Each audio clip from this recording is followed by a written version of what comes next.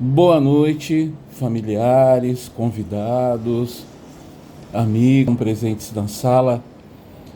Meu boa noite para vocês. O tema de hoje é exatamente isso, quando se trata de resolver um pouco o nosso passado. E isso, obviamente, falamos de culpa. Mas quero deixar aqui o meu boa noite, sejam todos bem-vindos e vamos lá. Eu mandei agora há pouco uma mensagem para vocês, questionando, trazendo vocês para uma reflexão. É eu que me pertenço ao meu passado ou o passado que pertence a mim? Ou seja, quem é que comanda os meus pensamentos? Quem é que dirige a minha vida? Isso vocês precisam, como familiares, ou mesmo dependentes, resolver isso dentro de si. A codependência traz consigo muita culpa, principalmente aí para os familiares, traz muita culpa. A família, o ente querido, fica procurando uma resposta aonde eu errei com meu ente querido para hoje ele estar onde está. Alguns deles internados. Nós sabemos que todos nós temos o nosso livre-arbítrio. Apesar de todos os erros que você, pai, mãe ou filha, acha que cometeu para que ele estivesse nessa situação, é sempre preciso entender que nem tudo é de responsabilidade de um pai, de uma mãe, que só deu amor. Só deu amor. Ora um pouco mais presente, ora um pouco mais distante, até porque hoje sabemos que a maioria das famílias vem tendo aí 1 ou 2 trabalhos para poder manter o nosso custo de vida, e assim era no passado. Não era fácil e nunca foi fácil para ninguém. Não dá agora para o menino, o ente querido, atribuir a você, pai, mãe, que sempre procurou fazer de tudo para ele, carregar consigo essa conta chamada dependência química e alcoólica. Alguns desses meninos que eu acompanho não estão na primeira internação, estão na segunda, na terceira, na 10ª, na 30ª. E até quando a família vai carregar essa culpa? Existe algo, os 3 Cs, que é a bandeira do amor exigente, e ela vai dizer: não tenho culpa. É o primeiro lugar. Segundo lugar, não consigo curar. E o terceiro C, não vou ser conivente com isso. E é difícil. Tem um rapazinho aqui. E é difícil até para os meninos compreenderem esses 3 Cs. Porque enquanto eles puderem utilizar da culpa para com o pai, para com a mãe, para com a esposa, eles irão utilizar da mesma forma que irão arrumar fórmulas mágicas numa visita, numa ligação, e dizer para você, ente querido, que está resolvido. Eu sou um novo homem, porque agora eu tive um insight, porque eu agora descobri isso. Seja lá o que for que ele tenha descoberto, que bom que ele descobriu. Mas, ainda assim, se fala de um tratamento a longo prazo. O tratamento para dependência química e alcoólica não se resume a um mês em abstinência, não se resume a 3 meses, ou a 6, ou a 9. O tratamento para dependência química é para a vida inteira. Os passos, eles não são só para serem praticados dentro da clínica. Todos os dias, nós, dependentes químicos, somos desafiados a praticar um passo. Seja o 11º, seja levar a mensagem no 12º, seja fazer uma reparação, seja se inventariar no quarto. Porque às vezes, família, vocês confundem uma coisa. Ah, mas eu já estou há 3 meses limpo. Ah, mas eu já estou há 9 meses, eu já estou há 1 ano. Tempo limpo. Nós estamos falando da parte biológica, de uma desintoxicação física. É a primeira coisa. Ele vai chegar lá, ele vai comer bem, ele vai se alimentar bem, ele tem as reuniões, ele passa a dormir bem, ele tem terapia medicamentosa. Então é claro que o físico vai ficar muito bonito, como todos eles ficam. Agora, e por dentro? Um armário, tem lá. Um guarda-roupa, guarda-roupa é muito bonito. Um gaveteiro é muito bonito. Você vai à loja e são armários, gaveteiros com espelho, aquela coisa maravilhosa. Abra para ver o quanto de bagunça tem ali dentro. Então não adianta eles estarem bonitos por fora, se por dentro ainda é uma gaveta desarrumada.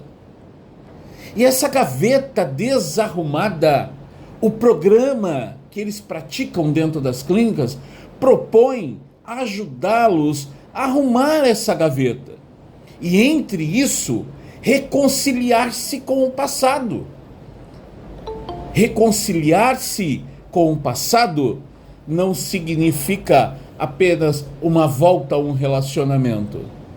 Reconciliar-se não é com o outro, é consigo em primeiro lugar.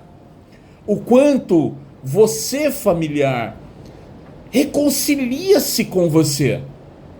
O quanto o seu dependente está disposto a reconciliar com ele.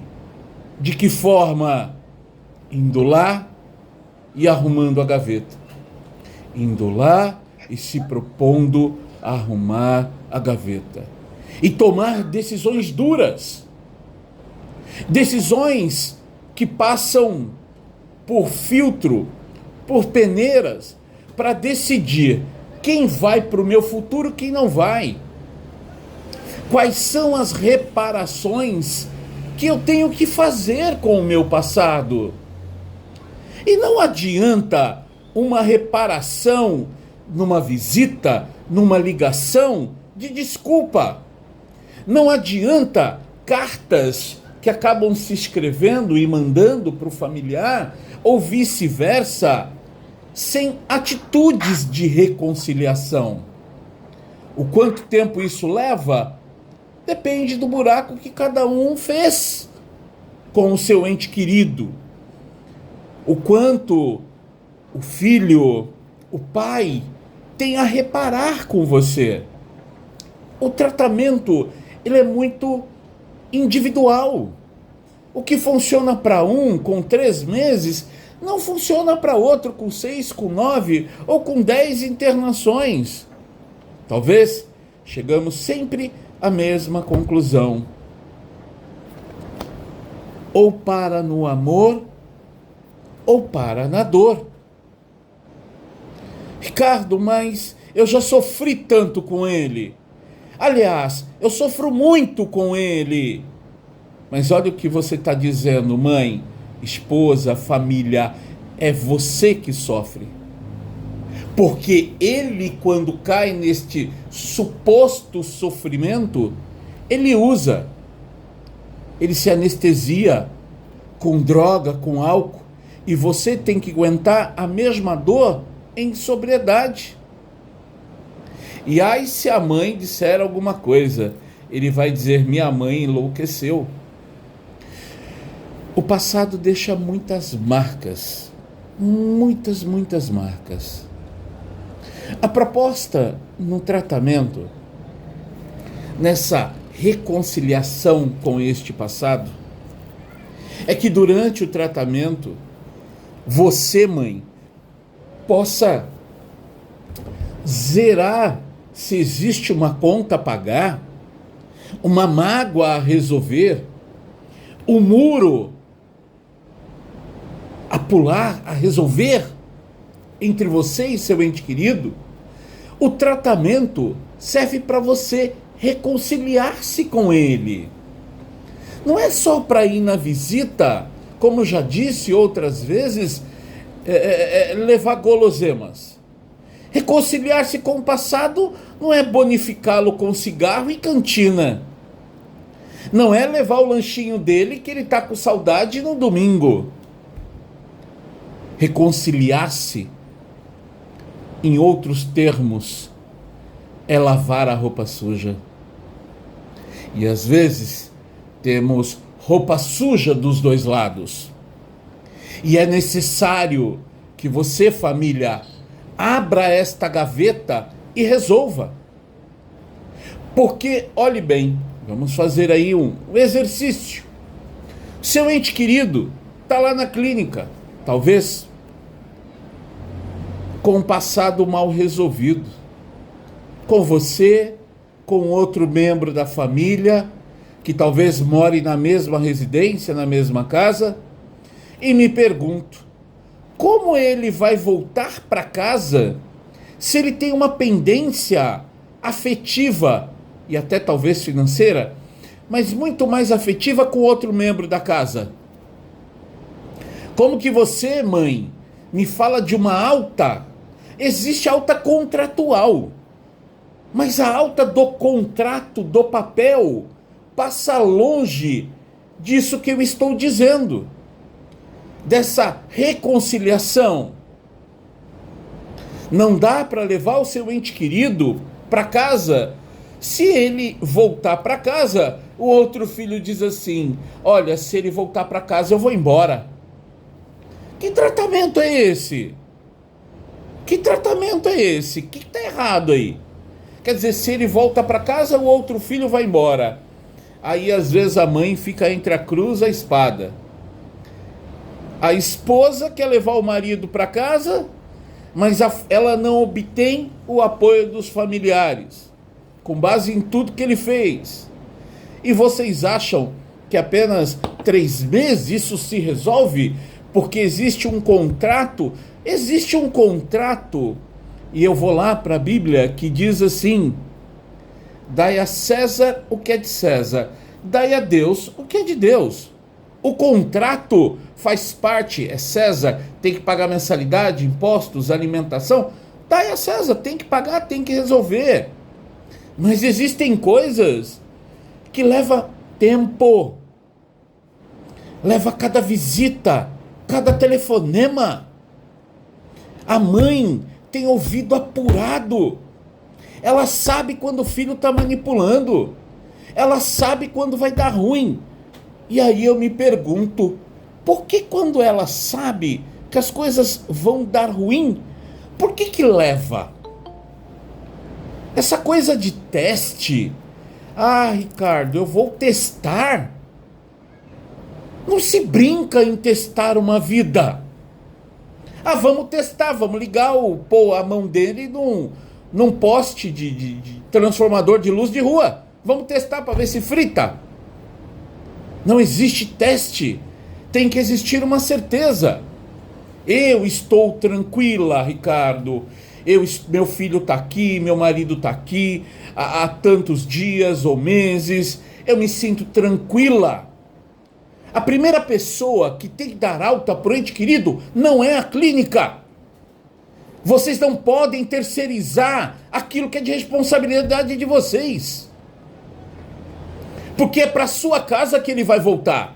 Não é para minha casa. Então quem tem que decidir em primeiro lugar não é o tempo de contrato. Isso a gente renova.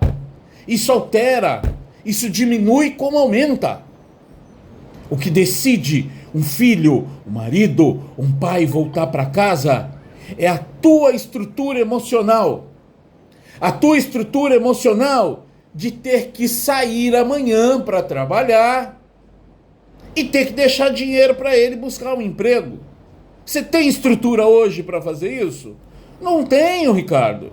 Você tem estrutura emocional para deixar ele trabalhar de Uber, que é a pior besteira que se dá para um adicto em pouco tempo de abstinência, é dar o caixa eletrônico e o carro, é tudo que ele quer.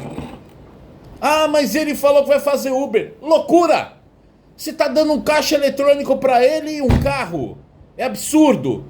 Se você está dando uma arma para o seu filho se matar, ele não tem estrutura para isso ou responsabilidade. Às vezes, no início da recuperação, ele tem que estar mais condicionado dentro de uma empresa. Horário para sair, horário para chegar e dia para receber. Caso contrário, não dá.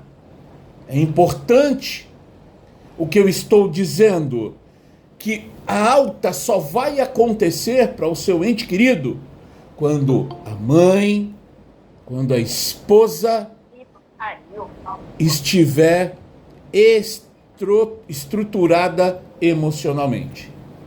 E não importa o tempo que leve o seu tempo não é o tempo de contrato. Cada mãe que está aqui, cada esposa que está aqui, cada familiar sabe o que é ter uma noite traiçoeira. O que é falar com ele às 4 horas da tarde e da meia-noite ele não chegar.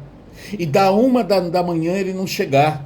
E da 4 da manhã ele não chegar. E talvez chegar 2, 3 dias depois. É isso.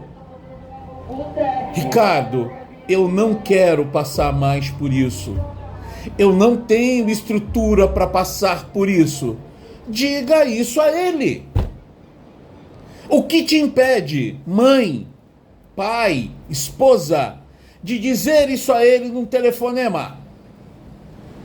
O que te impede? Ricardo, eu tenho medo.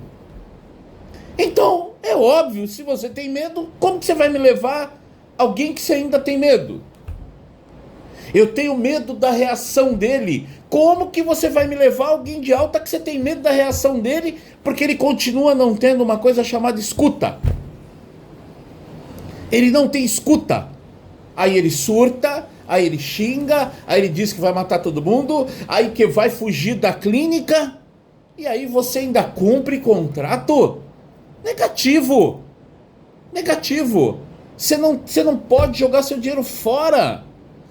Vocês acordam 5 da manhã, 6 da manhã, trabalham o dia inteiro, cada um na sua atividade, desde aquela que é cuidadora, desde aquela que é uma secretária do lar, pega 1, 2, 3 ônibus, talvez a essa hora ainda não jantou, ou jantou correndo, está aí fazendo janta para poder participar de uma reunião, para escutar o que na ligação? Desaforo? Desaforo? Desliga o telefone. Desliga, fala, da quarta-feira que vem a gente fala, sábado que vem a gente fala. É necessário libertação. Libertar-se da codependência. Libertar-se daquele homem que ainda está doente. Se tudo que eu falei para você agora, você identifica no seu ente querido, significa que nem ele está pronto para ir e nem você está pronta para recebê-lo. Ah, Ricardo, mas eu combinei. Descombina e faça novo combinado. O que não dá, volta a dizer, é para arriscar a vida de um dependente. Ao longo do tempo, muitas coisas se acumularam. Ressentimentos bons. Ricardo, nem tudo foi ruim. Que bom que nem tudo foi ruim. Vale a pena lembrar dos momentos bons de sobriedade dele.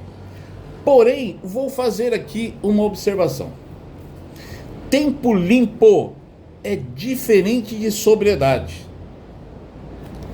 Sobriedade no escutar, sobriedade no dirigir, sobriedade na visita, sobriedade de falar, sobriedade de ter a percepção dos caminhos que ele está tomando que são errados, Sobriedade de dizer: eu não consigo dirigir a minha vida. Cada vez que eu dirijo a minha vida, eu faço besteira. Cada vez que eu dirijo a minha vida, eu faço besteira. O quanto ele entrega o volante da vida dele para alguém. Não é entregar o mês, é entregar o tempo que for necessário, sem questionamento. Mas, como qualquer um que está aprendendo a dirigir a própria vida, ou até mesmo um carro, é natural que após 4, 5 aulas, ele queira dispensar lá o instrutor da autoescola e dirigir por si. Essa autonomia, às vezes muito precoce, faz com que as coisas derem errada. A intenção pode ser boa, mas às vezes ainda precoce. Ele vai para casa, mas não tem padrinho. Ele ainda relata pelos cantos que ainda tem vontade de usar. Ele não se reconciliou com a família, não admitiu o seu passado, não se perdoou-se, não perdoa você por ter internado. Quer dizer, ele usa e a culpa é sua. Ele continua fazendo tempestade em copo d'água. Vocês já ouviram esse termo? Tempestade em copo d'água. Tempestade em copo d'água. E essa tempestade em copo d'água vira sim tempestade, viu? Vira, porque coisas que eram tão simples viram coisas grandes. E eles acreditam naquilo que criaram dentro da sua própria cabeça. Nós só estamos falando de um pingo d'água, mas que eles ficam alimentando esse pingo d'água que acaba virando uma tempestade. Porque eu acho, eu não acho nada. Quem entregou a sua vida para que alguém dirija, seja para a clínica, seja para um padrinho, seja para um programa, ele confia. Quando você sai de carro e alguém está dirigindo para você, você só entra naquele carro porque você confia naquele que dirige. Senão você não entra. E assim é em recuperação. Quando tivemos a Covid, e eu quero aqui relembrar, se repensou tanta coisa, se deu tanto valor a tanta coisa, porque nós nunca chegamos perto de perder tantos entes queridos como naquele momento. E hoje, ambos os lados, às vezes familiares e os próprios meninos, já esqueceram do Covid. Esqueceram que a vida de uma mãe é finita, que a vida de um filho é finito. A minha também é finita. As marcas ficam, mas temos que aprender a lidar com elas. Eu tenho, estou indo para 15 anos bem, e em sobriedade, eu sou muito claro em dizer, nos últimos 3 anos para cá, que eu consigo ter um pouco mais de sobriedade para entender o papel do pai, entender papel de filho, entender papel de marido, entender papel de namorado. Alguns papéis que a vida proporciona para todos nós, dependentes, leva tempo para entender. Leva tempo para encarar boletos, responsabilidade. aonde não se cabe mais jeitinhos, não se dá mais jeitinho para nada. Tem que levantar e encarar e resolver. Reconciliar-se com o passado faz parte do programa. Faz parte do programa. Não é só pedir perdão. Também faz parte de se perdoar. Também faz parte de uma reparação a tempo, atemporal, tudo a seu tempo. Levou-se 10 anos para o meu filho acreditar no pai, e eu escutei isso do meu filho. Levou-se quase 14 anos em abstinência para eu encarar um pouco mais as responsabilidades financeiras que caem sobre um pai de família. De ter que abrir mão de algumas vontades porque você tem contas a pagar. Será que o teu ente querido está pronto para isso? Para abrir mão de si, do seu querer, em detrimento de um propósito maior, que é ficar bem? O quanto o seu ente querido está disposto a dar passo para trás? Todos nós engolimos sapinhos. Uma mãe lá do seu patrão, um pai lá do seu patrão, um Uber lá do seu passageiro, o outro lá do seu cliente, o outro lá da esposa, o outro lá do marido. A vida não acontece sim todo dia, todo momento para todos nós. Os meninos têm uma ilusão que eles irão sair da clínica e vão para casa e a vida só vai dizer sim. A mãe vai dizer sim o tempo todo. A esposa vai dizer sim o tempo todo. O pai vai dizer sim o tempo todo. Ele vai sair e a empresa vai estar ótima. Ele vai sair e vai arrumar emprego no dia seguinte. Não! Não! Enquanto eles não aprenderem a aceitar muito mais não do que sim. Eu não faço tudo que quero. Às vezes, faço o que não quero. Existem dias na nossa vida que nós nos contrariamos mais do que se imagina. E por que o seu ente querido não pode se contrariar? Porque cada vez que ele se contraria, ele se autodestrói. E aí, como que falamos para o menino que ele tem que assumir responsabilidades de uma casa, de uma família, de uma esposa, de uma mulher, de um trabalho, se ele não sabe escutar não? Ele tenta argumentar, manipular, até que dizer sim. Vai dar certo? Vai! Claro que vai. Todas as manipulações que os meninos cometem ou fizeram, deu certo. Todas que eles fizeram deu certo. Duvido as que deram errado.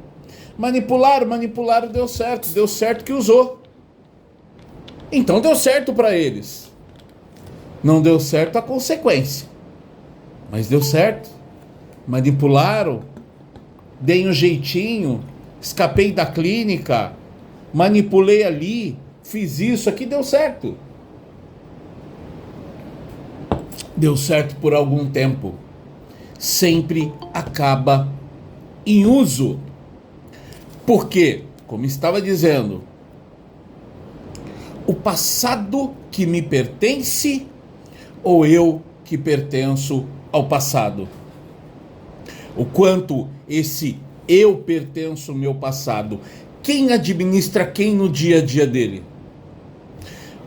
O futuro da recuperação do seu ente querido depende disso.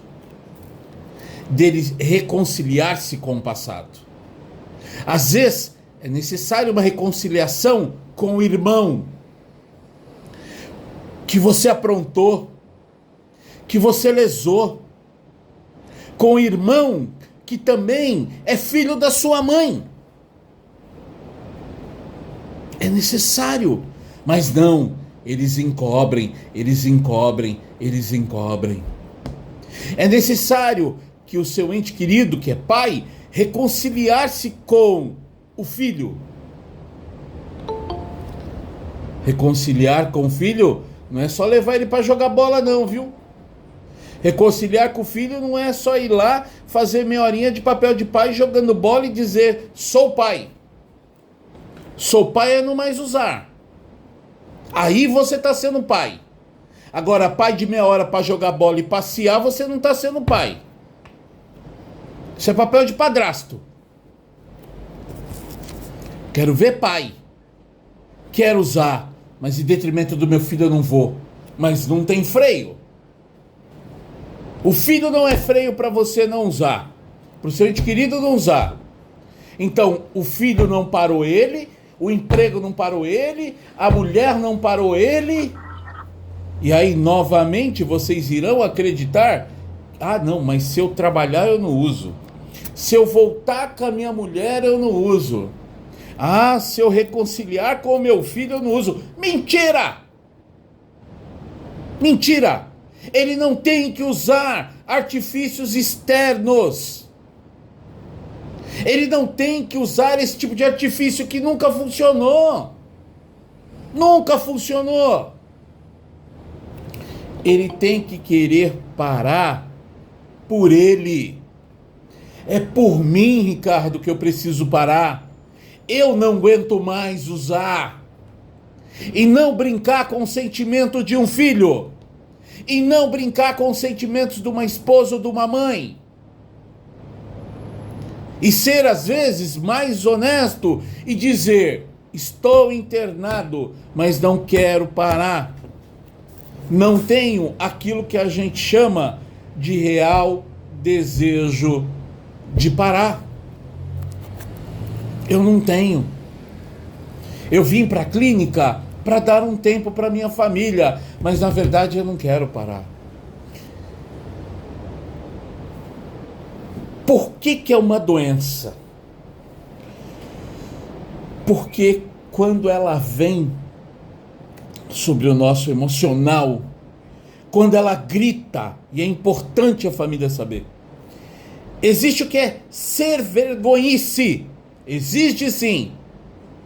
Não para porque não quer, mau caráter, não quer parar, quer ficar na área de conforto. Existe. Mas existe aqueles que são doentes. E que quando esse sentimento de uso vem, é maior do que um filho, é maior do que uma esposa, é maior do que qualquer melhor emprego do mundo. Eu não seguro, Ricardo. Quando esse desejo me toma, eu fico cego, surdo, eu não lembro de nada, de ninguém. Como um automático eu vou e uso. Meu filho, você está doente. E para isso, precisa de muito tempo para tratar. Porque os impulsos, como esse que acabei de relatar para vocês, familiares, esses impulsos, esse dá na telha de usar, vai estar presente na vida do seu ente querido até 3 anos e meio. No mínimo. Então esquece história de 1 mês, estou limpo. Esquece história de 3 meses, estou limpo. São anos. 2, 3 anos para as coisas se encaixarem melhor. Sabe por quê? Ele nunca foi pai. Ele começa a ficar em abstinência. Ele não sabe ser pai. Ele vai ter que aprender a ser pai. Isso tem uma demanda emocional. Ele nunca foi responsável financeiramente. Isso irá custar uma demanda emocional. No meio disso, tem os percalços, a perca de uma mãe, a perca de um ente querido, a perca de um trabalho, e tudo isso vai ter que lidar aqui dentro. O problema dos vossos entes queridos, desses meninos, não é droga, não é álcool. O problema dele se chama ele. Porque álcool não anda voando por aí. Você não tem lá um copo de álcool que anda voando. Droga não anda voando aí que você só estende a mão e pega. Enquanto eles não resolverem, dentro disto aqui, sepultar sentimentos ruins, trabalhar perdão, ocorrer verdadeiramente uma libertação de sentimentos, de perdão. Quantos meninos, enquanto não se perdoar, não irão ficar limpos? Quantos meninos, enquanto não perdoar uma mãe de uma separação, perdoar o pai de uma traição, perdoar a mãe de uma traição, perdoar-se, perdoar o familiar, não irão conseguir ficar limpos, porque eles estão presos feito elástico. Como que eu vou voltar a morar com a minha mãe se eu não perdoo minha mãe por algo do passado dela? Não vai dar certo, ele não irá te respeitar. Então, Ricardo, mas como que ele faz? Simples. Da clínica para a vida dele. Da clínica, a clínica, trabalho, ele vai seguir a vida dele. Como faz? Eu fiz. Saí de casa aos 18 anos. Briguei com a minha dependência química dos 18 aos 39. Nunca mais coloquei o pé em casa. E foi a melhor coisa que a minha mãe fez. Porque quando tinha alta da clínica, eu vou trazê-la aqui para uma reunião desses dias. E eu ligava, mãe, vou ter alta. Que bom, meu filho. Você vai para onde? Mãe, mas... Não, em casa não. Você não tá bem? Trabalha aí. Arruma emprego aí. Sai para trabalhar daí. Mãe, me ajuda a comprar um carro? Não. Mãe, mas a senhora aluga uma casa? Não. A senhora paga pensão para mim? Não. Porque eu sabia o porquê estava escutando não. Ricardo, mas você se revoltou com a sua mãe? Sim. Sim. Mas eu não assumia os danos que eu já tinha causado. Na verdade, eu acho que um causou dano para o outro. A minha mãe, ao separar-se do meu pai, comigo aos 3 anos de idade, e eu não vou entrar nesse tema agora, me causou alguns danos, né? No recomeço da vida dela, afetiva, amorosa, ela me causou alguns danos. Mas eu também causei alguns danos para ela anos depois. Ambos se machucaram. Ricardo, você perdoou sua mãe? Não sei responder. Você convive com a minha mãe? Agora mesmo ela estava aqui passando roupa. Mas eu percebo que existe alguns limites das nossas conversas. Ao longo desses anos, a gente aprendeu a lidar, eu e ela, em que áreas que a gente pode tocar de assunto, em que áreas que não pode. Algumas coisas do passado, a gente percebe que não é bom para ela e não é bom para mim. Eu me altero e ela se altera. É isso. Mas isso o seu ente querido irá conseguir quando ele estiver com a mente melhor. Mente melhor leva tempo. O quanto ele se reconcilia com o passado dele. O quanto eu sou reconciliado com o passado da minha mãe, meu e dela. Tá resolvido. Nós temos memória. Memória não se apaga. Eu não apago os danos que ela me causou e ela não apaga os danos que eu causei a ela. Mas hoje, com esse tempo bem, a gente consegue conviver melhor. Claro que consegue, porque não tem a droga no meio disso. Em primeiro lugar, para que essa ponte fosse criada de tolerância, de momentos até de afetividade melhor, do cuidar, teve que criar em cima de abstinência em primeiro lugar, em cima de confiança.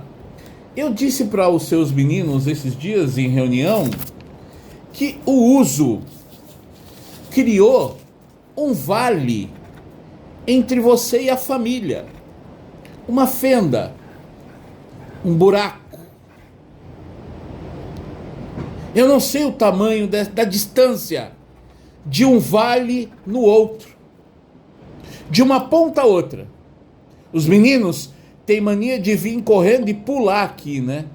Tentar pular de um vale para outro. Recai. Não tem perna. O certo desse vale, que está lá, que existe, que é um passado verdadeiro, ele está lá, não se apaga. Em vez de eu sair correndo e pular o vale, eu vou construir uma ponte. Minha mãe vai de um lado construindo, meu familiar, e eu vou de outro.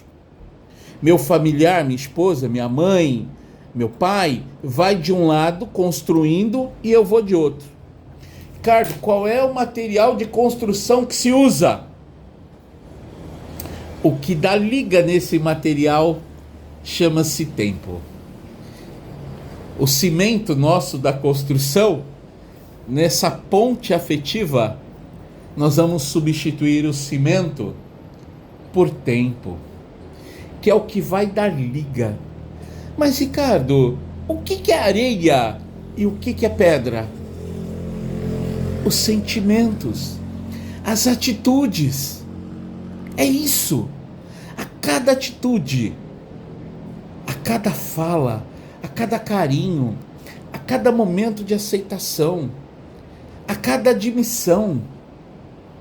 Seria tão bom ir na visita, escutar do seu ente querido tudo isso que eu estou dizendo de uma seguinte forma: mãe, esposa, pai, eu vou ficar o tempo que for. Eu só não aguento mais, como não aguento vê-lo sofrer. Olha que início de ponte maravilhosa. Que início com colunas duras, que ele já não está preocupado com o tempo. Senhores, esses meninos já perderam da vida deles 5 anos, 10 anos, 15 anos, alguns 20 anos. Usa, cai, levanta, perde emprego, faz filho, perde casamento, perde emprego, vai e volta, e interna, e sai da internação, e vai para cadeia, e vai para a rua. Será que eles já não perderam nessa conta que eu estou fazendo aí 5, 10 anos? O que é investir 1 ano de tratamento? Ricardo, mas eu não dou conta dele internado 1 ano. Eu não estou falando dele ficar internado. Eu estou falando dele se tratar 1 ano. O quanto ele se propõe a tratar 1 ano. Mas não nas regras dele. Na sua, pai e mãe. Na sua, esposa. Desse jeito eu não quero. Receita certa para recair. Reconciliar-se com o passado, só para encerrar. Na clínica existe uma coisa chamada 4º passo, que na Bíblia nós encontramos como inventarie-se o homem a si mesmo. Na clínica você vai encontrar lá uma outra tradução que vai dizer para os meninos fazerem um inventário destemido de si próprio. Cobram isso dele na visita. Pergunta se eles fizeram o quarto passo. Ou talvez, quem sou eu? Quem é o João? Quem é o Antônio? Quem é o Francisco? Se eles não sabem nem quem eles são de verdade, como que eles voltam para casa? O que eu não quero é que eles só fiquem internados. Porque o que você colocou há dias atrás já está indo para um mês. Você colocou seu filho outro dia, já está com 3 meses. Você colocou outro dia, ele já está com 6, louco para ir embora. E você vai lá e não vê mudança, a não ser por fora. Vamos rever isso. E nos encontraremos na próxima quinta-feira. Que Deus abençoe vocês. Uriel, muito obrigado aí pelo secretariado. Valeu. Espero quinta-feira. Boa noite, família. Que Deus abençoe.